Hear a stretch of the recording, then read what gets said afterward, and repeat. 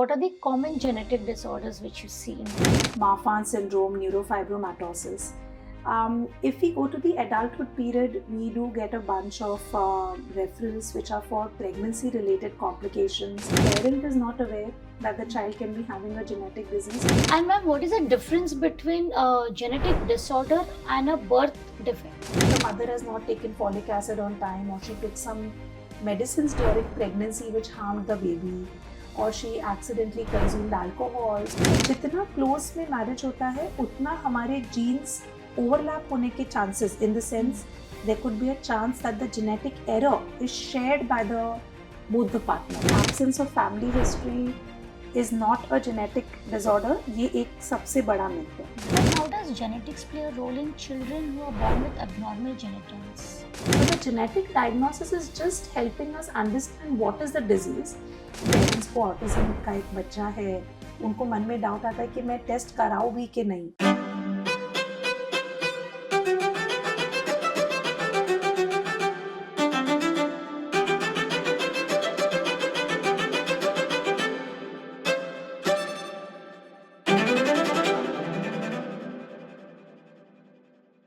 Welcome to the new episode of this series with Dr. Shruti Bajaj. Welcome, ma'am. Hello, hi, nice to see you again. Anuya. Thank you, ma'am. Today we are going to talk about different genetic disorders and diseases. Sure. Okay. What are the common genetic disorders which you see in? Yeah, so if I take an average of what I see commonly, of course, in the childhood period, we do see children with special needs, like individuals with Down syndrome, Turner syndrome, Williams syndrome. These are some of the what we call as cytogenetic errors. Again, then there are some single gene disorders like thalassemia, Duchenne muscular dystrophy, cystic fibrosis, lysosomal storage disorders, inborn errors of metabolism. I know it's a lot of scientific terms being thrown at you, but these are some of the relatively commoner things. Again, achondroplasia, fragile bone disease, or osteogenesis imperfecta.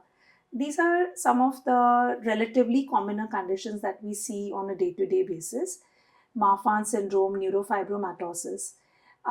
If we go to the adulthood period, we do get a bunch of referrals which are for pregnancy-related complications, say couples who are undergoing recurrent abortions or couples facing infertility, couples where the lady is pregnant but the baby inside has some anomalies.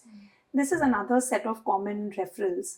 And then, of course, as we go towards the even more advanced age group, because genetics, as I alluded to, can present anytime from the womb to the tomb, certain neurodegenerative disorders, ataxias, or what we call as instability of gait in adulthood, weakness, neuromuscular weakness. These are some other set of common day-to-day referrals that we see.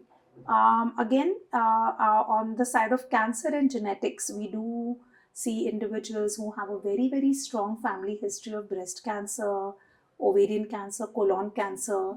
I'm just naming a few. And some of these may be due to an inherited gene.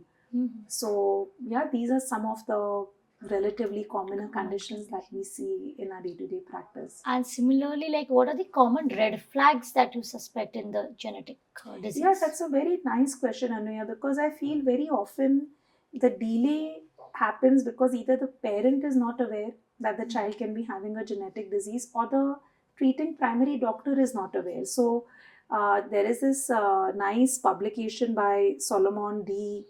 And actually he has given this mnemonic called as F genes, where F stands for family, which means that if there is a family history, then you should be suspecting. If there is a family history of a child with special needs and the next child also has special needs, so this becomes like a positive family history, you should be thinking of genetic disorders. But I've already alluded to this before, and I'll stress again, absence of family history does not mean that a genetic disorder cannot present. So that's the first part of the mnemonic F. The other part of the mnemonic is genes. So F genes is the, जैसे हम school के exam के दिनों में याद रखते थे ना, एक शॉर्ट फॉर्म बना के. So F stands for family history. G is group of congenital anomalies. मतलब एक संग्रह of अलग अलग अलग टाइप के anomalies जो एक ही बच्चे में हैं. क्यों एक ही बच्चे में टालू फटा हुआ है, होठ फटा हुआ है, दिल में सुराग है, किडनी चिपकी हुई है. So जब हम ये group of anomalies देखते हैं, this becomes another red flag for suspecting an underlying genetic disorder. So we have finished F, we have finished G, then there is E. E is extreme manifestations of common disorders. So if someone gets hit by a car and gets a fracture, that's okay. But किसी भाई ने अपनी बहन को धक्का मारा playfully and that girl gets 8-12 fractures, this is extreme manifestation of a common disorder. ये भी एक अपने आप में एक रेड फ्लैग होना चाहिए कि if you're having such extreme manifestations, extreme short stature, extreme tall stature, extreme obesity, extreme fractures, this becomes another red flag. So F, G, E, N, हम जीन्स के N वाले पार्ट पे आते हैं, that is neurodevelopmental concerns. So वो बच्चे जिनके milestones थोड़े delayed है, आजकल autism की क्योंकि awareness है, of course individuals with autism, वो बच्चे जिनका सर का माप या तो बहुत कम है या बहुत ज़्यादा है. These are some neuro concerns why a person should seek a genetic referral. Of course, after ruling out the commoner non-genetic causes which can cause this. Other part of the mnemonic, so family genes है F, G, E, N, E, S. The other part of the E is extreme pathology. मतलब कोई तकलीफ है लेकिन वो तकलीफ हद से ज़्यादा बढ़ी हुई है. जैसे अगर हम आप समझते होंगे लिवर और स्प्लीन को हम तल्ली कहते हैं हिंदी में. सो अगर किसी बच्चे का लिवर और स्प्लीन आम मलेरिया के बाद थोड़ा सा बढ़ता है मानिए, पर अगर वो लिवर और स्प्लीन इतना बढ़ गया कि पूरा पेट कवर करके बच्चे का पेट पूरा बाहर जैसा आ रहा है, तो हमें कॉमन बीमारियों के बारे में नहीं सोचना, फिर ये जेनेटिक बीमारियां हो सकती हैं. And the last part of the S is surprising lab values. So आपने आपका ब्लड टेस्ट कराया, अनीमिया निकला. Of course common thing is कि आपकी डाइट ठीक नहीं है, पर आप आयरन ले रहे हैं, उसके बावजूद अगर अनीमिया ठीक नहीं हो रहा एंड आप हीमोग्लोबिन इलेक्ट्रोफोरेसिस नामक एक टेस्ट कराते, that can pick up that you could be having a not in like the child could be having thalassemia basically. So कई बार ये सरप्राइजिंग लैब वैल्यूज हमें क्लू देती है कि ये जो लग रहा है कि बस एक छोटा सा पैरामीटर आगे पीछे है, वो कई बार एक डिटेक्टिव के लिए क्लू बन जाता है कि ये अंडरलाइंग जेनेटिक डिजीज हो सकती है. सी ये तो एक एड मेमोयर है, एक मैंने आपको शॉर्ट फॉर्म बोला है, क्लू बोला है, पर अगर कुछ भी चीज़ एक रूटीन ढांचे में नहीं बैठ रही, उसको बस एक ही डायग्नोसिस के साथ चलते जाना, ये ज़रूरी नहीं है कि वो सही डायग्नोसिस हो. Not just genetics, it may be something else, but it is important to then question, to seek guidance that am I on the right track basically. So it must be, we have to be very much aware and alert about these things. That's what I feel, as as parents and even as doctors also. Absolutely. Sometimes See, aware or alert आप तो होंगे, but then I think such podcasts which create awareness are also very important. And ma'am, what is the difference between a genetic disorder and a birth defect? So there are similarities and differences. First of all, genetic disorders can present as birth defects sometimes. What is a birth defect? जो गर्भ में मौजूद बच्चा है, उसके organs की अगर रचना ठीक से नहीं हो, so defect, anomaly which is present at birth. So this is what is called as a birth defect. Not all birth defects are due to genetic reasons. Some birth defects could be due to very simple things like the mother has not taken folic acid on time, or she took some medicines during pregnancy which harmed the baby, or she accidentally consumed alcohol. So even these are teratogenic agents which can give rise to birth defects. So these are birth defects. Amongst the birth defects, there is a share of birth defects which can occur due to genetic causes.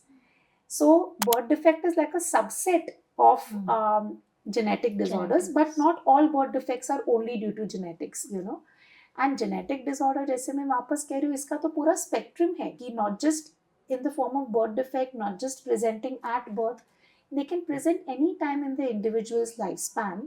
So there is not really a difference, but yeah, there are two separate entities which overlap, where some genetic disorders present as birth defect, but not all. Some birth defects have genetic causes, but not all of them. So they like can be interconnected also. They can, absolutely. It is estimated that nearly, 20 to 30% of the birth defects that we know of, but common birth defects are like cleft lip, cleft palate, neural tube defect, having a very very small receded chin, जिसको हम Pierre Robin syndrome कहते हैं. So these are just some common examples, but 20 to 30% of the birth defects could have an underlying genetic cause. So yeah, You have some special credits about autism in your studies. Could you I share about cannot take that? credit for it alone. It was a huge study which was actually done under the guidance, and the primary mentor for this was Dr. Anita Hegde. She's a neurologist at SRCC Hospital. So it was SRCC Hospital, along with, of course, our efforts, and the laboratory inputs, the technical inputs was by this lab called as MedGenome Labs. So it was a team effort, but yes, the study has just recently been published in Journal of Human Genetics. And what this study shows, कई बार autism के जो जिन parents को autism का एक बच्चा है, उनको मन में डाउट आता है कि मैं टेस्ट कराऊँ भी कि नहीं, और अगर मैंने टेस्ट कराया तो मुझे फ़ायदा क्या होगा, what is a chance that I will get an answer. So our study tried to answer this. The whole author team actually needs to be thanked. I'm just representing the results on their behalf. One, we found that when we studied around 137 children with autism, did their genetic analysis, we got a definite answer in 16% of the individuals. That may sound less, which means that practically 85% of the children didn't get a confirmed diagnosis. But what was interesting is कि ये 16% बच्चों में जिनको हमें answer मिला, there was some of the other good take home for them. Either they understood the severity of the disease, or they understood what complications can be associated, and can we start working towards reducing these complications beforehand. If the couple was planning another baby, they got an idea whether the same disease can recur again in the next pregnancy. Are there some medicines which can be given to the child to take care of the complications or the associated symptoms? So those who got a diagnosis definitely benefited, but I think it's a long journey, and I also don't want the message to go that all of autism is only genetics. Autism is like an enigma where we are still trying to understand. But yes, within this mystery, our study adds that at least if I'm seeing 100 children with autism, 16 to 20% of them may have an underlying genetic cause.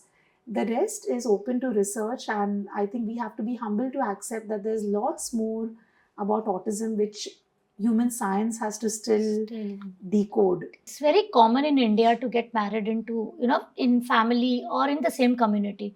So do you think that increases the risk of genetic disorders? See, first of all, I don't want to judge any tradition or culture. We are not here to do that. I think science is here to help families and help human beings. But yes, when we talk of consanguinity means marrying within cousins or marrying within the same family. And endogamy means marrying within individuals of the same community. The closer the person is linked to the partner through the ancestors, the higher are the chances कि उनके genes same होंगे. And अगर genes same है तो शायद जो उनका सोया हुआ error है वो भी same होने के chances होते हैं. In other words, the chances that both the partners are carriers for the same disease may increase, and that may increase the chance that their child may be born with that disease. Again, this is not like an absolute thing that everyone who marries in the same community or within the family is definitely going to get a child with a genetic disorder, but it does significantly increase the risk. And these disorders could be related to neurodevelopmental issues, metabolic errors, abnormalities of the growth. Some of these diseases can even sometimes limit the individual's lifespan. So, if a person does wish to marry within the same community or the same family, nowadays there are certain genetic tests which can look at both the partner's blood samples, DNA samples, and give you a report that what are the gene areas where they are both carrying the same errors. So, which are the diseases for which they are carriers for the same condition. And this can indeed help them to take informed choices. Nowadays, say if there is a real lethal disease which they are carriers for, and if they know कि आने वाली पीढ़ी में ये lethal बीमारी आने का risk है, they can take informed decisions. They can even opt to test the baby during pregnancy. And sometimes those who are opting for IVF, the embryos can be checked before implanting. So there are various options which can be offered once the partners know that they are carriers for the same disease. Ma'am, we have seen that even after IVF, some children are born with some genetic disorders. See, sometimes it is just spurious association. There aren't a lot of studies to back this fact clearly. Yes, there are some disorders like Beckwith-Weidman syndrome, or what we call as imprinting-related disorders, which are seen at a higher frequency in artificial reproductive technique, ART or IVF, what we say. But a one-to-one correlation, I think, those who really need IVF, the science is there to help them, and those who do not need, I'm sure their doctors are there to guide them. But I think it's too early for us to just draw a sweeping sentence and say that this definitely is a risk factor for genetic disorders. Right. Even those who are not conceiving via IVF are still getting these conditions. Your question is very valid. We do need more research in this area though to be able to answer this question better. And ma'am, what are the misconceptions and myths that you think that you should answer through this channel today? Misconceptions तो बहुत है. I think कई चीज़ें तो आपको बहुत repetitive भी लगेगी, लेकिन लाइक अ स्कूल टीचर जब हम बार बार कहते हैं वो हमारे माइंड में बैठता है. सो फर्स्टली कि फैमिली हिस्ट्री नहीं है तो मैं क्यों जाऊँ जेनेटिसिस्ट के पास. मेरे बच्चे को स्पेशल नीड्स है पर फैमिली में किसी को नहीं है, so this can not be genetic. So that is wrong. Absence of family history is not a genetic disorder. ये एक सबसे बड़ा मिथ है. सेकेंड, जो मैं कई बार अपने पेशेंट से सुनती हूँ कि doctor, specially if it's a patient who's presenting for the first time with complaints at 10 years, 12 years, 25 years, they say doctor ये जीन तो मेरे पास जन्म से है, तो इतने साल मैंने कैसे निकाले. So not necessary, just the way there could be a software program which is coded in such a way that it starts getting activated after 10 hours. In the same way, the genetic error could be coded in such a way that it starts expressing later in life. So that's a second myth, that not all genetic disorders have to present at birth. The third myth, very common, is कुछ होने नहीं वाला है, तुम क्यों जा रहे हो, बीमारी मिल भी गई तो क्या होगा. But I just expressed how in our autism study there are so many, even if you're not treating the disease, supporting the patient becomes easier, preventing the complications becomes easier, alerting the other family members who could be carrying the same gene then becomes possible once we have a diagnosis. And it is no longer true that genetic disorders are not treatable. Nearly 5 to 10% of them are, of all genetic disorders, do have a definite treatment now. I feel is parents often want to blame or take guilt about a genetic disease. So sometimes they'll blame natural phenomena, be it things like, oh, I was pregnant during the solar eclipse. Is that the reason why my child has this disease? Or I ate this, or I did not eat this. Yes. Is that the reason? And I think guilt and blame are both not very healthy defenses. No one is leading voluntarily to a genetic disorder. So that's another common myth. And I think in our country, very often ladies do get unnecessarily blamed for the occurrence of a genetic disorder. While I want to add that there are so many of these conditions which, though they are genetic in nature, they may not be coming from the parents. It occurs on its own at the level of the child. So it's not necessary that the parents have done something to give rise to a child with a genetic disorder. So I think these are some of the common myths that we face in day-to-day practice. I face this whenever I take my son to the school. Most of the times these auto drivers or anyone, I mean with that care and this, they try to tell me that आपका और आपके husband का ना blood group same रहेगा या कुछ ना कुछ तो सेम रहेगा ना, इसलिए आपको ऐसा बच्चा हुआ. तो these kind of messages run in the society which may not. Blood group, by the way, does not make a difference. I want to take your channel to highlight that common blood group के अगर husband wife हो तो that does not lead to any problem. But yeah, I get it. It's very ingrained, it's very deeply woven in the fabric of our society कि हमें closure चाहिए है. Closure चाहिए कि ये क्यों हुआ, तो किसी ना किसी को ब्लेम कर दो. अगर और किसी को नहीं ब्लेम कर सकते तो नेचर को ब्लेम कर दो या भगवान को ब्लेम कर दो. So I think but at the same time a lot of my patient families have taught me some very healthy defense mechanisms. They know that this is it, they accept it, they move forward, saying that now the rest of my journey needs to begin.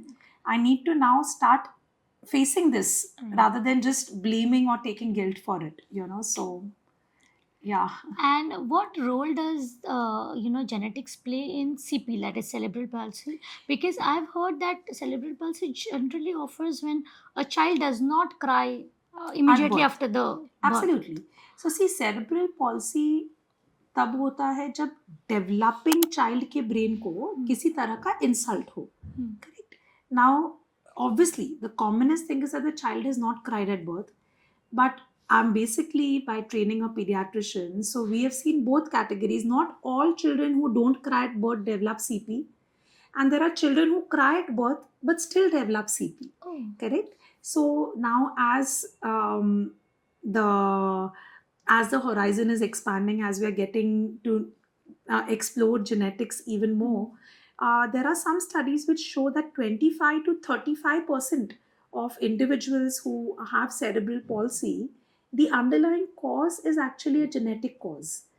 And you'll be surprised, there was one study which was published which said that even in babies who did not cry at birth, say if there are 100 babies who did not cry at birth and got cerebral palsy, out of these 100 there were 10 babies who had a genetic cause. So Okay. only not crying at birth was not the reason. It's like saying the gun was loaded but the trigger needed to be pulled. So here it's going to be very interesting to see more data coming from other parts of the globe, especially from India too. But these disorders can be genetic condition. What is most important is that some of these could be treatable inborn errors of metabolism which are mimicking as cerebral palsy. मतलब वो है inborn error of metabolism, पर cerebral palsy के पर्दे के पीछे छुपकर आया है और वो पर्दा हम कभी उठाते ही नहीं है, और वो ट्रीटेबिलिटी का हमें एक एंगल कभी दिखता ही नहीं है, और बच्चा पूरी जिंदगी सीपी के लेबल के साथ निकाल देता है. So there are some red flags. अगर फैमिली में एक नहीं 2 बच्चे हैं सीपी के, this is a red flag. अगर सेरेब्रल पॉल्सी है लेकिन बच्चा जन्म पे रोया था फिर भी सेरेब्रल पॉल्सी, ये अनदर रेड फ्लैग है कि ये जेनेटिक बीमारी हो सकती है. आमतौर पे सीपी में we see very typical MRI findings. ये एमआरआई फाइंडिंग्स अगर नहीं है और कोई दूसरी टाइप की एमआरआई फाइंडिंग्स दिख रही है, ये भी एक क्लू हो जाना चाहिए कि ये शायद ट्रेडिशनल सीपी नहीं है, ये कोई जेनेटिक कॉज है. एंड अगेन जो बच्चे डगमगा के चलते हैं, हम जिसको एटैक्सिया बोलते हैं, there something called as ataxic CP. इसका प्रपोर्शन थोड़ा ज़्यादा है कि अगर एटैक्सिया भी है साथ में तो ये जेनेटिक होने के चांसेस है. So there are many such clues that we know which are like low hanging fruits, जिसको हमें ध्यान रखना चाहिए है, जिससे कि बच्चे उम्र भर अपना एक सीपी के लेबल के अंदर ना गुजार दे, और अगर खास करके वो ट्रीटेबल हो तो उन्हें वो मौका मिले ट्रीटमेंट का. So because most of the parents think कि सीपी है तो ट्रीटमेंट है ही नहीं. So I think there is this treatment which we can... See, first of all, obviously all children with cerebral palsy do require neurorehabilitation, which is a very important aspect. Even though it is not curing, it is really supporting the child to get rehabilitated and, you know, be able to lead as normal a life as possible. When you're talking about treatment, yes, some of these children with cerebral palsy could be due to a genetic disorder. Some of these genetic disorders are inborn errors of metabolism which are treatable. So I don't wish to say that all cerebral palsies are treatable, but हाँ वो कुछ है, और वो कुछ के लिए हमें सबको सही एंगल से, सही दृष्टि से, सही शक के नज़र से देखना ज़रूरी होगा basically. Right. There's one more condition which I've seen, ma'am, that is fragile bone disorder. Like I've seen parents generally don't send these children to the school. Or what I've seen is, if a sister pushes a brother and he falls down, he gets multiple fractures at a moment. Ji. So what is that condition called as, and is that genetic? So I just gave an example. जब मैंने आपको कहा था when to suspect genetic disorders, हम इसको osteogenesis imperfecta कहते हैं, जिसमें बोन इतनी फ्रजाइल हो जाती है कि आम ट्रॉमा पर भी, आम इम्पैक्ट भी उनके लिए बहुत हाई एंड ट्रॉमा हो जाता है. But as I was telling that ये भी कंडीशन ट्रीट हो सकती है. I was just telling how so many genetic disorders are getting treatable by the day. There are certain injections जिसको हम बिसफॉस्फोनेट्स के ग्रुप में मानते हैं. ये इंजेक्शन अगर आप रेगुलरली दो तो बोन की डेंसिटी बढ़ जाती है. तो वही बोन जो एकदम वीक है, जो फोसरी है और थोड़ा भी इम्पैक्ट लगकर फ्रैक्चर हो जाती है, उसका फ्रैक्चर रेट कम हो जाता है. We are very fortunate. We have some families coming from Kolhapur, another from Sangli. These children were such, जैसे आप कह रहे हो कि डर के कारण किसी ने बोला स्कूल ही नहीं भेजते हैं, जबकि बच्चों की इंटेलिजेंस नॉर्मल होती है. But with giving these medications their fracture rates have practically become nil. From 20 fractures in a year, 35 fractures in a year to no fractures at all. Although of course अगर ये बहुत late diagnose हो तो कुछ deformities रहती है जिसमें फिर ऑर्थोपेडिक सर्जन की हेल्प लगती है. But the child can resume his or her normal life. You know, so if it is osteogenesis imperfecta and if it is detected in time. How does genetics play a role in children who are born with abnormal genitals? So this is, हम इसको scientific term में disorder of sexual differentiation, DSD कहते हैं. And जैसे मैं हर चीज़ के लिए कह रही हूँ, all DSD individuals don't have to have a genetic cause, but some of these individuals may have an underlying genetic error, a genetic disease. Specially मैं इसमें एक डिजीज़ का मेंशन करना चाहूँगी. Since you brought this question up, it's called as congenital adrenal hyperplasia, CAH. ये आमतौर पे तब होता है जब दोनों पेरेंट्स कैरियर्स होते हैं. वो एसिम्प्टोमेटिक रहते हैं पर बच्चों में ये बीमारी आ सकती है. अगर ये बीमारी मेल बच्चों में आती है तो यूजुअली जेनाइटल्स अफेक्ट नहीं होते पर दूसरी तकलीफ़ें होती है, like recurrent vomiting, salt losing. कई बार ये जानलेवा भी हो सकती है. पर अगर यही बीमारी फीमेल चाइल्ड में आती है तो बाहरी रूप से जेनाइटल्स अबनॉर्मल दिख सकते हैं, जिसको कई बार सोशली और कल्चरली अलग अलग नामों से बुलाया जाता है. बट द पॉइंट इज के congenital adrenal hypoplasia can be treated. It is a treatable condition.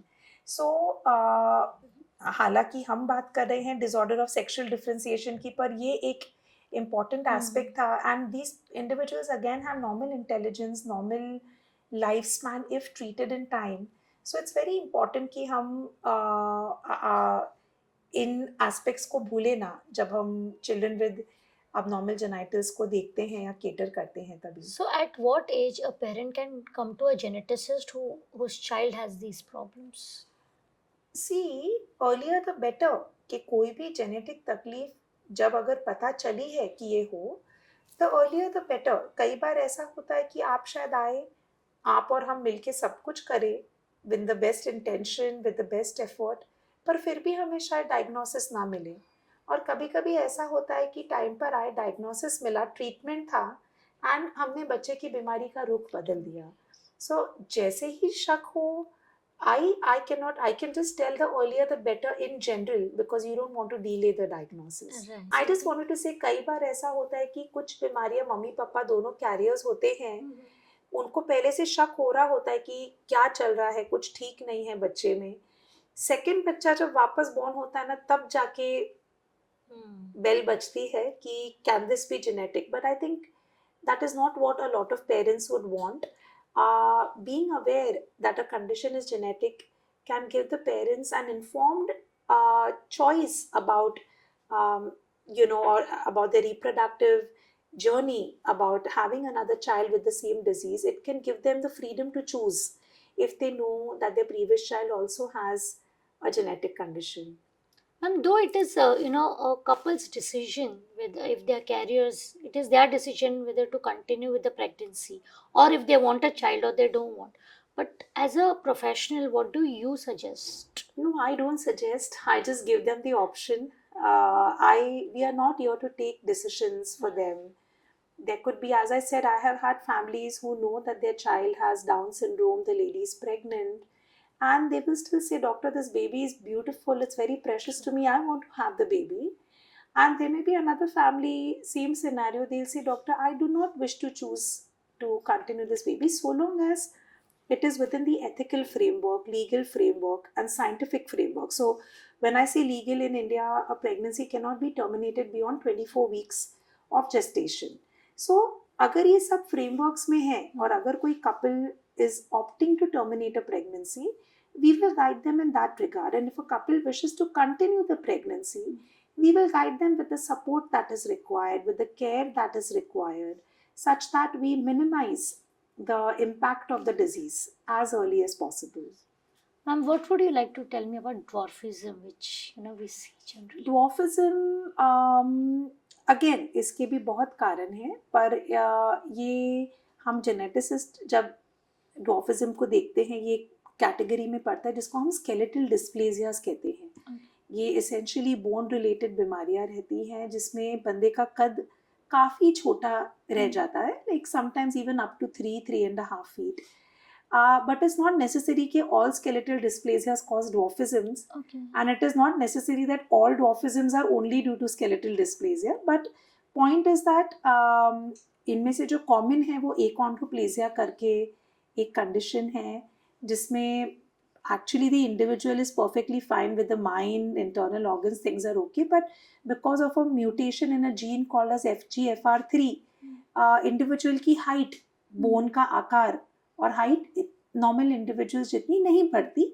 But if you adapt, if you help the child adapt to the surroundings, door के knobs नीचे रख दो, बुक शेल्फ नीचे level पे बना दो, tab के लिए एक सीडी बना के कर दो, so that can help these individuals lead a normal life. Speaking about achondroplasia, there are some super achievers, and there are these wonderful groups, Little People of America, Little People of India, where they are doing some great things. You must have heard about that great javelin thrower who is also having achondroplasia, but he's got Paralympic medals for India. So this is not something that's going to limit your potential, limit your life. Yes, but there could be some medical complications associated with it, which you can, if you are in touch with your doctor, you can avoid these complications. Nowadays, at least for achondroplasia, there are new drugs coming in the market which can help to increase the person's linear growth. तो थोड़ी बहुत height बढ़ाने में help करता है, but there are some hurdles in terms of cost, accessibility. But yes, when we speak about dwarfism, there could be a bunch of skeletal dysplasias which can come as dwarfism. Some of them can be managed very well if diagnosed early, and some of them will have a little more difficult journey with complications and stuff. And I heard this ataxia word from you since last interview. So is that a disability or what? Is ataxia is just imbalanced walking. तो आज अगर किसी बंदे ने बहुत ज़्यादा alcohol P लिया है और वो जब डगमगा के चलता है, उसको भी एटैक्सिक गेट ही एक तरह से आप समझिए.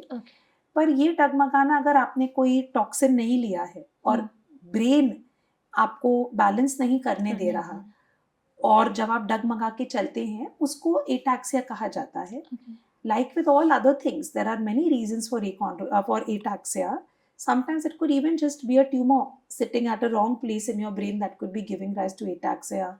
Certain infections could give rise to it. But amongst all these causes is also the cause of genetic disorders which can give rise to ataxia.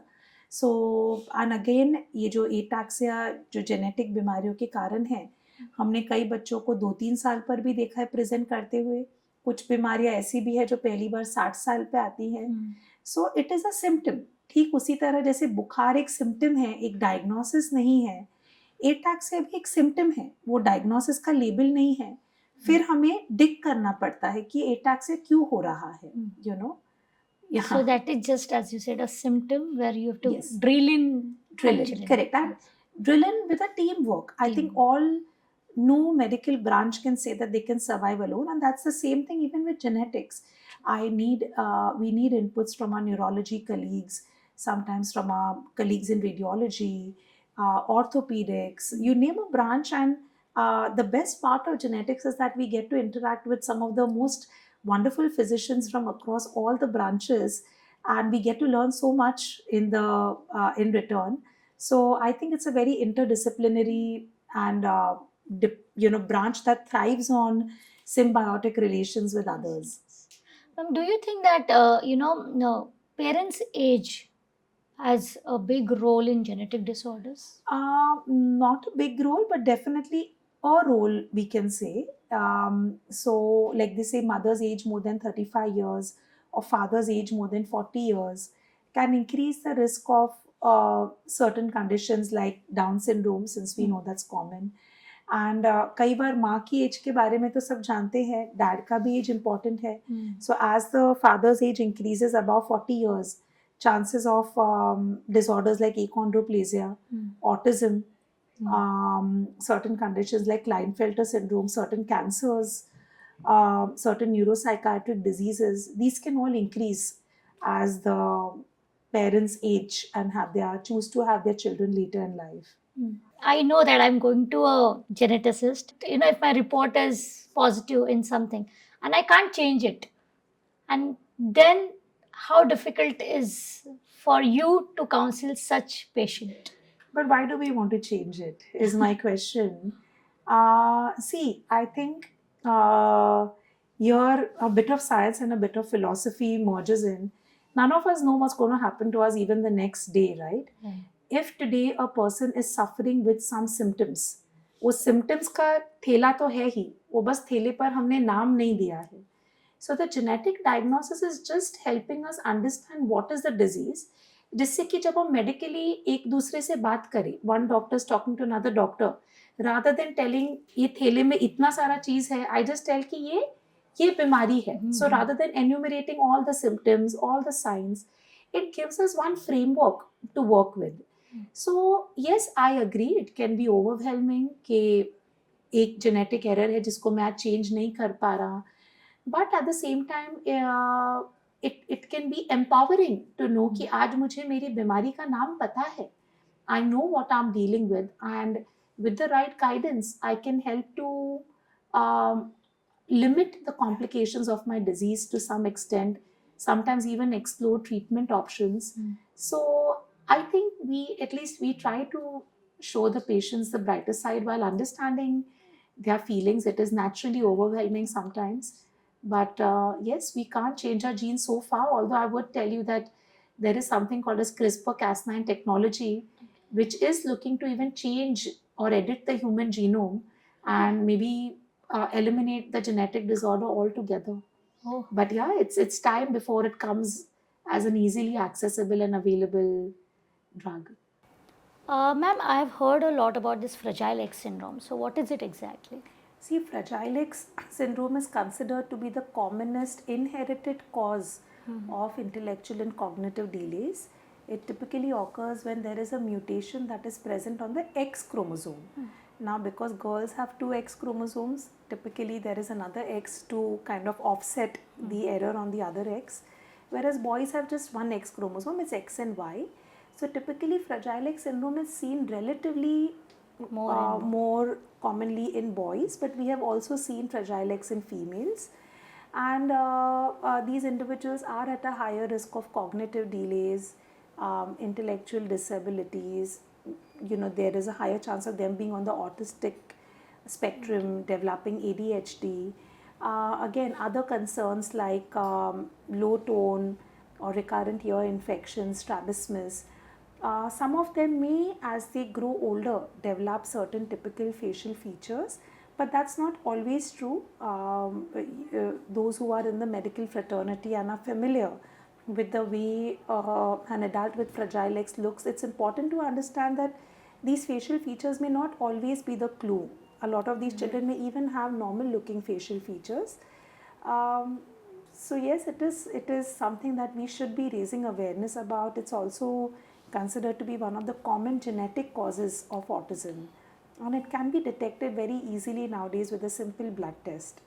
I think, ma'am, we should have one more episode of what preventions and what treatments are available during pregnancy. What precautions can be yeah. taken and everything. I Sure. think we'll do one more episode with I'm that. always happy. I'm always happy. It's such a pleasure to talk to you, Anaya. Thank you Same so here, much. ma'am. Thank you Thank you. so Thank you much. so much. Thank you, Take ma'am. care. Take care. Thank Ma'am made it very clear in this episode that why it is so important to consult a clinical geneticist to get answers of all these genetic problems which you have in your mind.